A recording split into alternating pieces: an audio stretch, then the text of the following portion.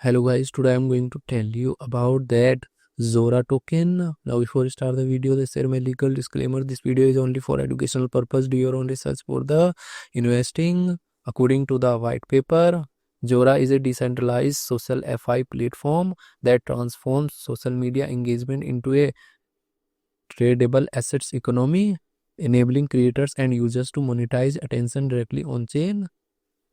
Creator first social economy. It allows creators to tokenize their profiles and individual posts as a tradable creators coins and content coins, earning a share of all trading activity.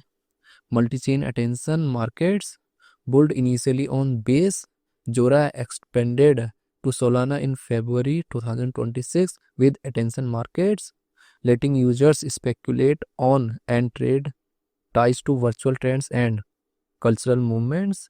Zora project institution rating is 3.6. Zora token total supply is 10 billion and circulating supply is around 4.46 billion Zora token. Zora token is listed on popular centralized exchanges like Coinbase, OKX, Bybit and other centralized exchanges. If I share my opinion with you, then this project up to 85% chances is that it is a legit or good project. So guys, don't take my opinion as a financial advice. Do your own research for the investing. Thanks for watching.